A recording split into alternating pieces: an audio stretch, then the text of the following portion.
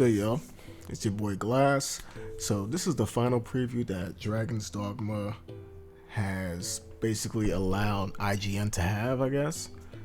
So we're gonna check this out. This just dropped about 9 hours ago. Oh, also, my channel, I'm just gonna revamp it. I'm gonna focus mainly on gaming now. Before, I was just reacting to a bunch of different things. I was trying to figure out what I wanted my channel to be. And the thing that I feel most comfortable with and most interested in, and it's things that I do off camera either way, is I follow up on gaming stuff. I follow up on gaming news. I follow up on games that I want to play, that I'm interested in, that's coming out. And I figured, why not just make the channel be about that?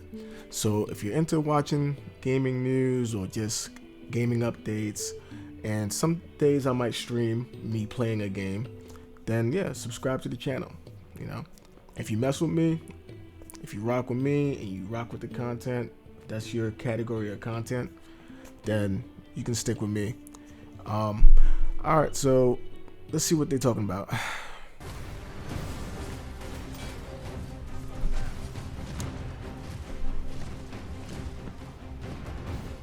I thought it would be a simple side quest. The owner of an apothecary enlisted my help to find his lost grandson who had been taken by wolves. As I followed the trail, I heard a screeching noise from up above. So I'm guessing this is a guy from IGN who played the game. From what he says, our thoughts after 10 hours of gameplay. I mean, this game doesn't come out for like another 2 months.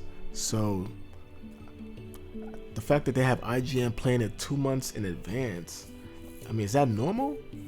Because I thought most people that are on the internet that gets preview copies, whatever, or get a chance to play the game in advance, as far as time goes, is usually like within like a week of the release, right?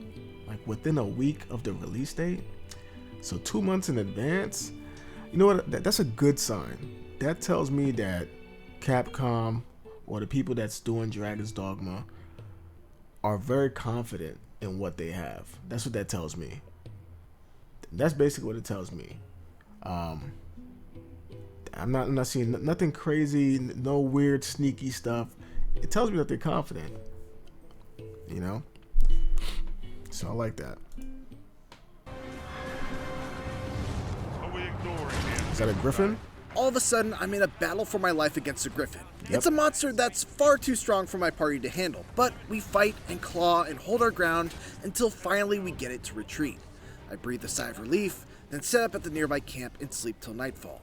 That sleep is then interrupted by the same griffin back for revenge. Wait, the fact that they be retreating, that's kind of crazy. Like, I mean, how do y'all feel about that? Do y'all like it when enemies retreat when their life is low? I mean, the way I look at it, the only way that that's cool is if they are implementing the Nemesis system from Shadow of War, meaning that whenever they retreat, eventually you'll possibly encounter them again, but they'll be different. They'll either be stronger, or they'll have a different story about them, or they might have a gang next time. Maybe they went up in the ranks. If you're fighting like somebody who's a part of like some kind of group, maybe they go up in the ranks and now they have their own little minions. Like, yeah, I'm back. Last time you bested me, but you know, try that again this time. You know, if it's like some kind of growing beef, like some kind of growing rivalry or something, like in Shadow of War, I'm all down with enemies fleeing in the middle of combat. But if they just flee and I don't get the experience points for defeating them because they left before I can completely beat them, then I don't know how I feel about that. That fight somehow boils over into another battle with a white, who proceeds to beat me within an inch of my life before I finally take him out, just as the sun rises after an epic 20-minute battle. Is that a map?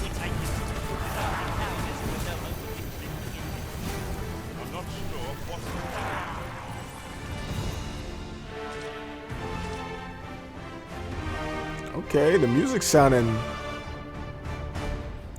none of this was Okay, part of the actual epic quest music involving playing. saving the boy. It was just a series of events that cascaded into one of the most unforgettable encounters I've ever had in an open-world action RPG. And it was just one of the incredible encounters I experienced Not gonna lie, the game during looks the good. 10 Like, hours I visually, the spent game looks really adventuring good. through Dragon's Dogma 2's fantastic open world. Wait, what did he just? Wait, hold on, what was that? Oh, did he just double jump? I spent adventuring through Dragon's Dogma 2's Did he jump off his teammates' shoulders? fantastic open world. I like that. I like the fact that they can just jump on a beast and just hold on to him and just attack him. It looks like he's doing some kind of mage While I didn't get to start from the fire very attack. beginning, I did get to begin with the creation of my own pawn. Pawns, for those unfamiliar with the first Dragon's Dogma, are AI-controlled companions that gain gear, skills, and experience from your game, and then take all of that with them online where they can be hired by other players to be companions in their own games. I'm not going to spend too much time on either pawns or character creation. Okay, so in my last video, I was talking about the pawn system. I thought they were saying that the character that I create is like a pawn, and that somebody from a different game can hire the character that I created, my personal character that I play as. I don't know if that's true as well, but it seems like what they're talking about here is just the AI characters that are your companions. So I guess you could level them up and I guess choose what abilities they might be able to wield. And then they online, so it's like a cloud where other people can have access to your companions, but maybe not yourself. Like they can't have access to the person that you play as. I don't know. I don't have the full clarity on that, but it sounds pretty cool. Especially because we've already made those videos. But what I will say is that pawns are integral to one of my big takeaways, which is that exploration and discovery in Dragon's Dogma 2 feels much more natural than ever before. First and foremost, there are no more quest boards. There are no markers that appear above people's heads letting you know who's got a quest, and any sort of symbols placed on your map to let you know of points of interest are kept to a minimum. As such, you'll really rely on your pawns and NPCs to guide you through Dragon's Dogma 2's world. NPCs will, more often than not, be the ones to approach you with opportunities for side quests, as opposed to it being the other way around. Okay. So, you wouldn't happen to have seen a pretty stone? You there! Did you see? Wait, so random people would just talk to you? I mean, I could see that being immersive. I don't know. How you guys feel about that? This is something that I'm thinking, like, could it be annoying after a while if you're just trying to get through a city to go, maybe trying to find a merchant so you can buy something real quick, and then somebody just stopping you. It's kind of like, you know, Pokemon from back in the day. You're running through the grass. You're trying to avoid the grass because you know when you run through the tall grass, right? And then you got a Pokemon battle that you have no interest in fighting. Like, alright, I don't want to fight a Rattata. I don't want to fight a Pidgey right now. I just want to go and buy me some Pokeballs from the Pokemart. You know what I mean? So, I mean, this could be cool. This could be cool. I'm not saying it's going to be annoying immediately, but I wonder if this is something that could be annoying after a while. But I imagine that the first 10 to 12 hours, like the first 10 to 12 hours, it'll be like, you know, the novelty is still like there, like it's still like new, so it still feels good. I don't know, what you guys think about that? It sounds like a cool idea, but I'm curious if it's something that could be annoying after a while. See an urchin in a cap, right? Pawns will also point out objects of interest, Just yonder looks to be a good spot for harvesting ingredients. boulders that can be destroyed Okay. to find a path that leads to treasure, If you need that destroyed, I'm your pawn. Shall You said- I assist? They actually or if they refer to already have themselves knowledge as from quests from pawns. their owner's game, they will straight up lead you to those quests if you give them the go-ahead. All of this Oh, that's leads to a style fire. of exploration Alright, now that's fire. So it's like if you're trying to find a way to the next quest, rather than you setting up a waypoint on your map, you can just tell your pawn, who I guess he's already letting you know, like, hey, I know where it is. If you're trying to get there, I could take you there. and then you're like, all right, yeah, let's go, and then now you have to follow him. That's pretty cool. Rather than having like blinking arrows, you know, like what do you call it?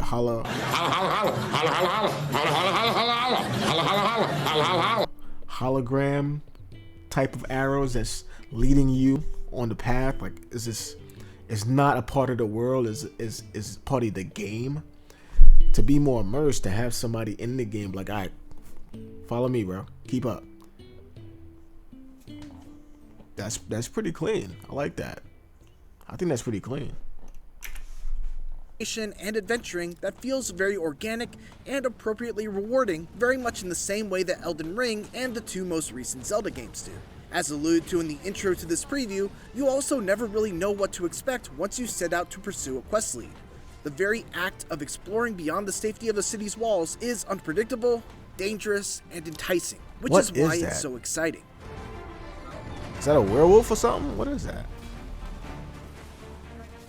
Over the course of my 10 hours, I got to play with a total of 5 vocations: Fighter, Mage, Warrior, Sorcerer, and Trickster, which you can watch a whole other video all about. Unlike the first game, which had you unlocking advanced vocations simply by leveling up the base ones. I mean, oh, real quick, Trickster. I saw that video that he's talking about. The Trickster, I don't know what to think really of it, as far as like the effectiveness of the Trickster. Because it's like, if you're playing with like other live people, like actual players, like let's say this was an online game and the pawns were playable characters from other people who were playing online, then the Trickster, I mean, it seems more like a setup type of character. Like you're setting up for, I guess, environmental issues to cause damage to your opponent, whether they fall off a cliff or something weird, they fall into a lake and drown or something. But like if you're like the sole character and you're playing with the NPCs, like I'm sure they figured a way to make that work, but it seems like it's like you gotta take steps within the battle in order to be successful, as opposed to just like a warrior, you just run up on them and you just swing on them and make contact. So I'm trying to figure out, like, I mean, the Trickster gameplay, I don't really know how to feel about it. You know? I don't really know how to feel about it. It seems like it's like you're doing too much and you're not getting enough out of it. That's what the video that I saw let me feel. I don't know. Trickster, I don't know. It sounds cool. It looks cool to watch, but I guess you got to see somebody who's like a master at it to really appreciate what they're trying to do with that. The 2 advanced vocations were actually unlocked via a quest. After visiting the Vocation Guild, I was given a quest to retrieve a greatsword and an archstaff, and after doing so, I unlocked both the Warrior and Sorcerer vocations. I don't know if all of them will be unlocked this way, and I didn't get a chance to unlock any of the hybrid ones, like Mystic Spearhand or Magic Archer, but I definitely like the idea of not having to grind vocations in order to unlock. Yo, in the chat, let me know, what are you planning on playing as? Because I see there's a bunch of different options. I see they have Fighter, Archer, Mage, Thief. When I'm thinking Thief, I'm thinking like Assassin. You know what I mean? Because you're sneaking around, stealthy, stealth kills. You're probably walking around with a dagger. Maybe, I was going to say maybe a bow, but you have an Archer already. So, I mean, Thief, you're good at pickpocketing, I'm assuming. I'm not gonna lie, when I played Skyrim, my build was like Thief Archer. That was my build. Thief Archer combined. I barely swung my sword. What build are you going for in this game? Let me know in the comment section, and let me know why. Because I didn't play the first one, so I'm looking for a reason to choose one. I'm right now, this is where I'm at right now. I'm thinking Archer and Thief. That's where I'm at. I don't know what the hell the difference is between Fighter and Warrior, or the difference between Mage and Sorcerer. Like, I'm thinking Mage and Sorcerer is the same thing. That's what I'm thinking. Magic, Fighter, Warrior. I mean, sword or axe. Same thing, right? So let me know what you're doing. What you going in the world as? What are you trying to be, and why? So that way I can get an idea as to what I might want to pick. Because Archer and Thief is like my comfort zone right now. Or Magic Archer, but I definitely like the idea of not having to grind vocations in order to unlock others. My personal favorite of the vocations I got to try was by far the Warrior, who maintains the fantasy of being the great sword-wielding badass that brings giant beasts to their knees with just one charged strike, but also adds a few more tricks to their repertoire. Director Hideaki Itsuno heard feedback that the Warrior didn't feel like a super viable vocation in the first game, and thus worked hard to give them some new elements to bring out their strengths. For starters, we've jacked up the Warrior's offense and destructive power, to the point where it's unfair. In exchange, its abilities take a little longer to execute. This makes the vocation somewhat difficult to use, but that's where the tackle comes into play. If you're attacked, you can use the tackle to cause an enemy to be stunned instead of being stunned yourself, making it easier to get into the vocation. The tackle he's referring to is a new ability called Barge that allows the Warrior to execute a quick shoulder bash, even while they're charging an attack, to interrupt and potentially stun any enemy that's trying to stuff their attack. The vocation, after all, is built around being able to charge up massively powerful attacks that deal humongous damage, so this small change goes a long way in making it a little easier to get those big shots off.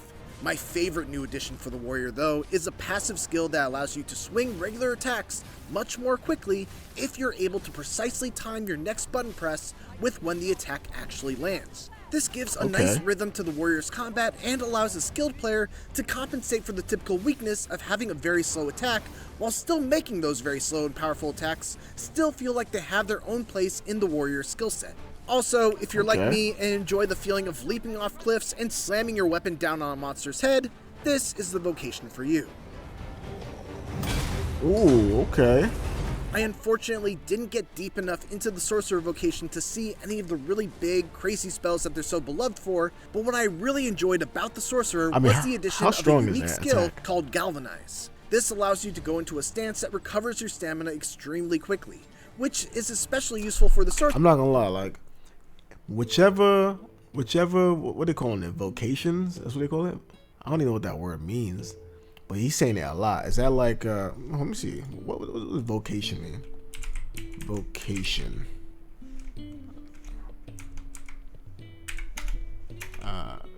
Definition. What does that mean?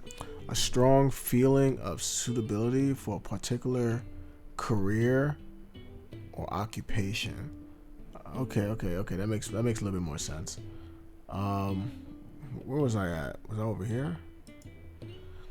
All right, so as far as like the vocation, I'm thinking whichever one that allows me to heal myself and heal my party members, because I don't know if you control your party members, your pawns. I don't know if you control them or if they have their own free will. Can you like direct them like, hey, if you're a healer, I need you to heal me right now at this point? Is it like that? Because if not, I would probably want a vocation where I'm able to heal myself, as opposed to having to eat a fruit or store up on items. If I'm able to heal myself with some type of magic, I think that would be pretty fire. I always love abilities like that, where I can do a move that can heal myself. If it's a cooldown, that's fine, but being able to heal myself in battle, I think that's fire.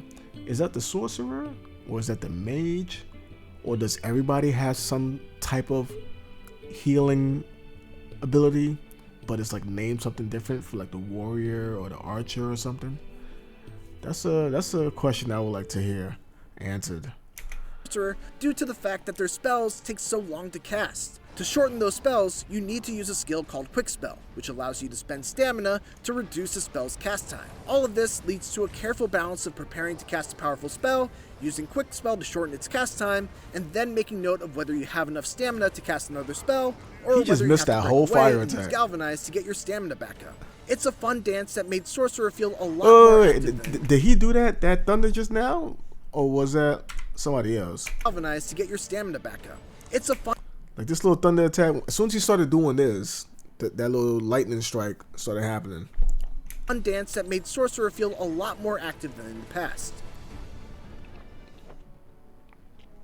The power of distance. Dragon's Dogma 2's open world is enormous, reported to be roughly 4 times the size of the already huge map in the first game. Oh, And this is the fast travel thing I was talking about in the article I read like 2 videos ago. This is the caravan, the ox cart. It's funny how this kind of reminds me of Skyrim, the beginning of Skyrim, when you're sitting there, you're like I think you're chained up, being transported before the dragon attacks. But this is like the Uber ride in the game. I think you pay some coin or whatever to get this Uber ride or whatever, and this ox cart, it takes you from like one stop to a specific stop somewhere else. So it's kind of like it's like a direct link to like another spot. I don't think you could tell it to go anywhere that you want. It has to be a specific, like a bus stop that it goes to. And on the way, it's funny how your teammates look like they're walking as well, but on the way you can actually be intercepted by some random that might be on the road, on the path that you're heading, that could be blocking the path, and they can be trying to attack you. Or even a griffin could come down and just knock your whole cart over, you know what I mean, just randomly. And this is not an actual fast travel, because you actually had to sit through the entire ride. So that's just, food for thought. Reported to be roughly 4 times the size of the already huge map in the first game. And I don't doubt that claim in my experience of checking out the map and wandering through just a small portion of it. It's big, but it's also dense, with exciting encounters both on and off the beaten path that were paced nicely, so I wasn't constantly slowed down by back-to-back battles. I just realized, but I also what never is this went game too about? long without Is there a having story something to engage with. One thing that was important to Eat Snow and the team at Capcom was making sure that the players really felt the distance that they were traveling as they explored. I haven't heard anything. Fast travel is very limited, like in the first game. You can only travel. I haven't heard anything about a story in this game. Is there a story? Has they mentioned a story in any of these videos? The first Dragon's Dogma, I don't know much about it. I saw a couple of videos on it. It looked like it had a story. I know there was like a dragon in that game that was talking, something about a little girl. So I don't know. It seemed like there was a story, but this one, I haven't seen anything that was hinting about what the story might be about, or what villains are like main villains, not just some random enemies you found in the wild. So is this like a story, like, or is this like we're just out in the wild, we're just fighting randoms? I gotta look into that. I haven't heard anything about a story.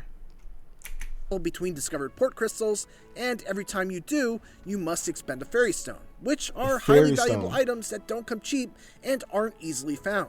Shall we make use of it? So the fairy stones allow you to fast travel. Another option you have for my question is, does it allow you to fast travel just anywhere you point on the map, or are there like fairy locations where you transport to? And like they said, the fast travel, what's his name? Hideki Itsuno, that's the director. He was saying that he's not looking to make fast travel like attractive as far as like very easily accessible, because they want you to be able to explore and find all the things that they put a lot of content in the world. So there's a lot of random encounters with random special boss battles that you can find on different corners of the map. And if you're fast traveling all the time, you're not gonna run into them, because you're gonna be teleported from here to here. You're gonna be doing just main stuff. So they want you to run into these things, because they're like, yo, we put some really cool things in the game that probably 80% of y'all are not even gonna run into. And it's like, damn, it kind of sucks, because we put a lot of time and effort into that cool thing, but for those who actually do find it, it's gonna be a beautiful experience. And in order to encourage that experience of happening, they want to basically make it a little bit out the way as far as fast travel. You want to fast travel? Okay, well, you're gonna have to spend a lot for this fairy coin, this fairy stone, which apparently doesn't come cheap. They keep saying that. I saw it like 3 different times. They say, oh, it's expensive. and it's rare. I'm like, all right, bet. Y'all want me to walk around everywhere. Gotcha. For getting around is using an ox cart, which is relatively cheap, but they are limited in the fact that you can't choose where you travel. That's the ox cart I was talking about. So the ox cart is cheap, a lot cheaper than the fairy stone, but it's not a fast travel. You have to go through the route. I don't know if it's like like in GTA, you hop in a taxi and then you can press a button to like just skip to the stop. That way you don't have to sit there in the back of the Uber or the taxi looking out the window while you get there. I don't know if this game is going to have that same ability to like, all right, I can choose to either watch like this, go through this travel in the ox cart, or maybe hold, the X button or whatever to skip the travel. But it takes me to a specific spot that I can't just go anywhere I want. So I think it would be cool if they give you the option to skip the travel time. I mean, it is kind of like a fast travel. I would appreciate that. I'm not gonna lie. I think after like 12 hours of playing the game, I'm not gonna want to sit on an ox cart ride for like 12 minutes. You know what I mean? What do you guys think about that? You guys think you should have a fast travel, even if it's not exactly where you want to teleport to? Because I think after 12 hours, you're going to want to fast travel everywhere. That's what I think. The main one that I found only went from the capital city of Vernworth to the checkpoint town, which was far to the west. You also have to consider that ox carts are not a completely safe way to travel, as they often will be ambushed by all manners of beasts. Of course, you can just hoof it on foot, which is where you'll truly feel the. But yo, look how slow this ox cart is going. Look at your man's over here. He's just strolling, just walking. What's the point of the ox cart? Is just so you can put your controller down. That's what it seems like. Just put your controller down, go take a shower, go wash your ass. 'Cause this is one of those games where you're gonna be playing for like 8 hours straight on like a Sunday, from like 8 in the morning to like 4 in the afternoon. You know what I mean? Like, you're gonna stop just to piss and eat. You know what I mean? So that's what the ox cart is for. You hop on the ox cart and you go take a shower, get something to eat, and maybe do your homework. And then by the time you've done doing all that, you should be halfway there, wherever you're going. Travel, as they often will be ambushed by all manners of beasts. Of course, you can just hoof it on foot, which is where you'll truly feel the weight of that distance, especially due to the new health restoration mechanic known as the loss gauge. In the first game, you'd be able to heal your entire life bar by using health restorative items, and recoverable gray health with spells.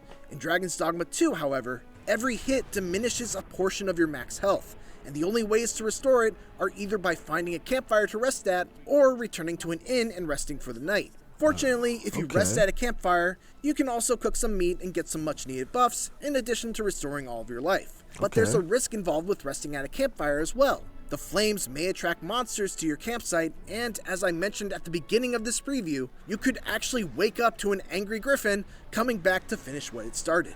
What it all comes down to is this. Virtually every action in Dragon's Dogma 2 has some combination of a cost and a risk tied to it. Fairy stones are risk-free travel, but they come at a very steep price. Say it again? Tied to it. Fairy stones are risk-free travel. Fairy stones are risk-free travel. That's your fast travel right there. There's no issues you're gonna run into fast traveling with the fairy stone. But they come at a very steep price. 10,000 G. I guess it's like, what's that, gil? Like, what's the G for? What's the G stand for? Is that gil? Where's gil from? Oh, that's from Final Fantasy. But $10,000, I guess. Schmeckles. That's what's that? Where's that from? Schmeckles. That's from what is that? Rick and Morty. So for 10,000 schmeckles, you can get a fairy stone. Look how expensive that is.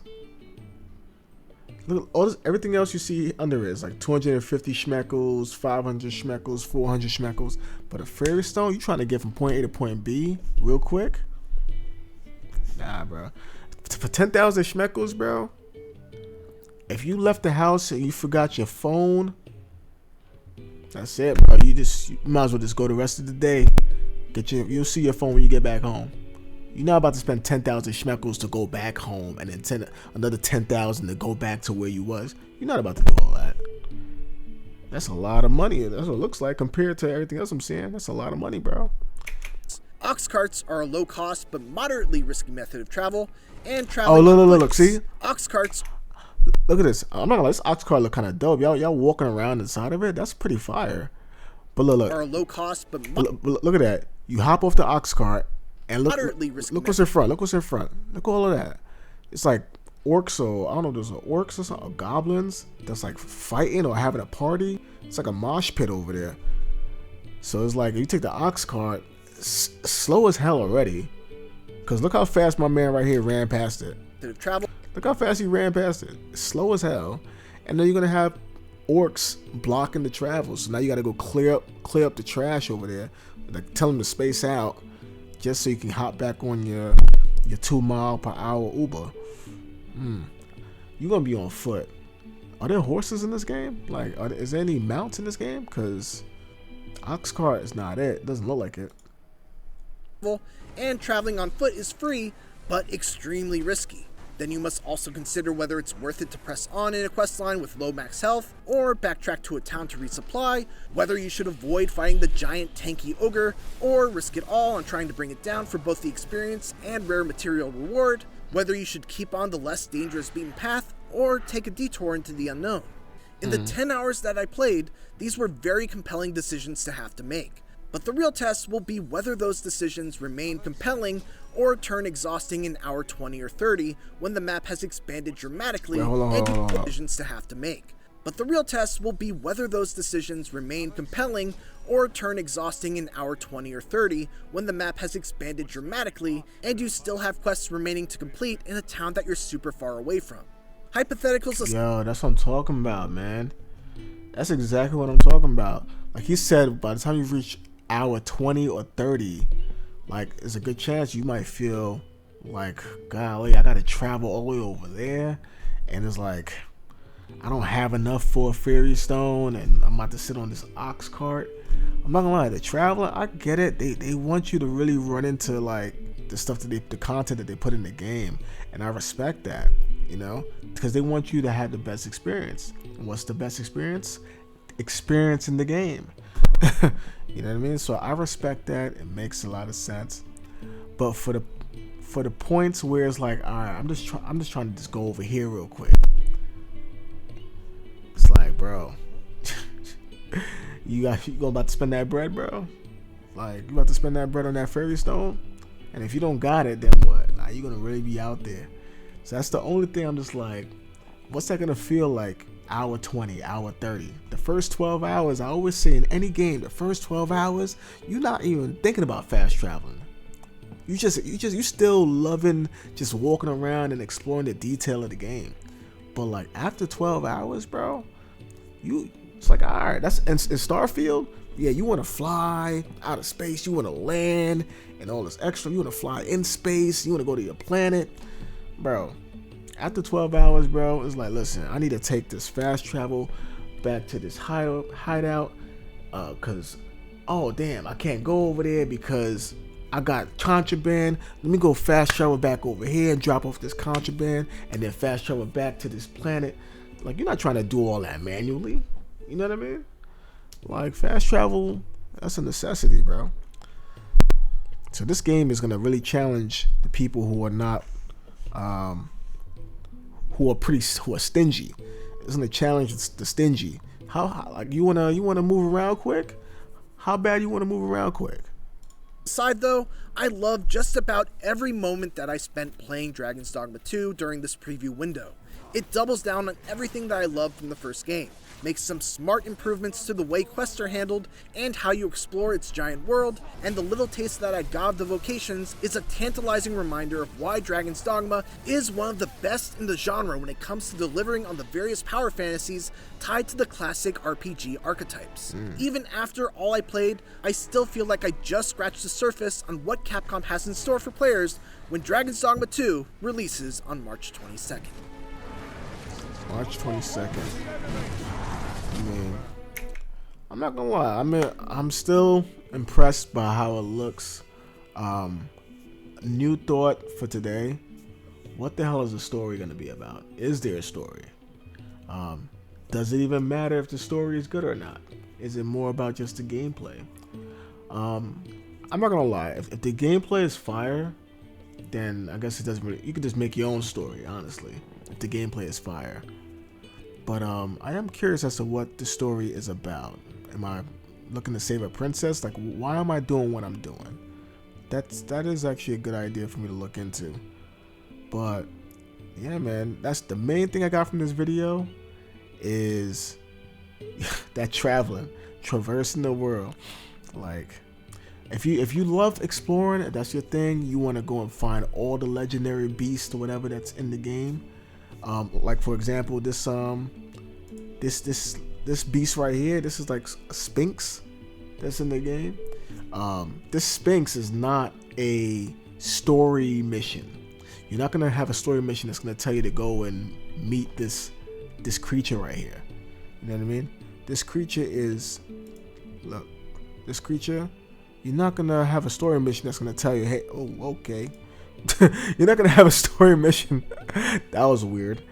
You're not gonna have a story mission that's gonna tell you to, hey, go and find this Sphinx right here. Like this Sphinx is some random creature that you're gonna find in the game.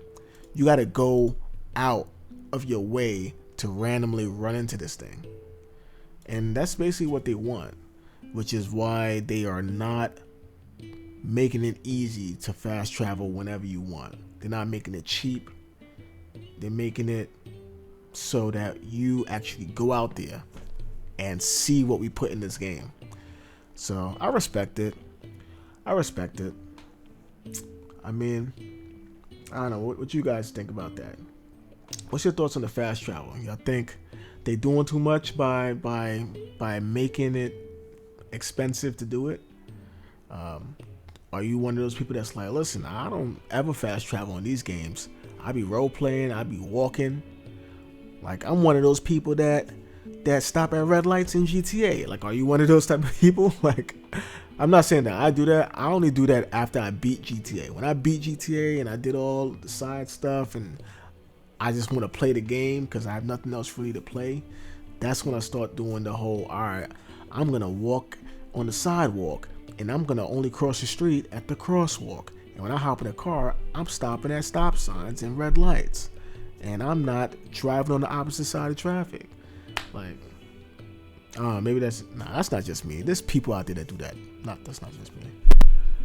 But yeah, man, this looks cool. I'm curious to find out some more information on this. Again, I'm gonna be, like I mentioned, I'm gonna be following this game up until release, probably even after release, and I'm gonna focus on more just gaming news and just. I'm not gonna be a news channel, but I'm just gonna be reacting to stuff that I am interested in playing. Like, I'm also interested in Dune Awakening, right? That's a like MMO RPG, so I'm interested in that. I want to get some more information on that, so I might make a video on that too, just me seeing what's up with that. If that's what you like, you already know, hit the like button like that, and then hit the subscribe button, and then I'll see you guys in the next video.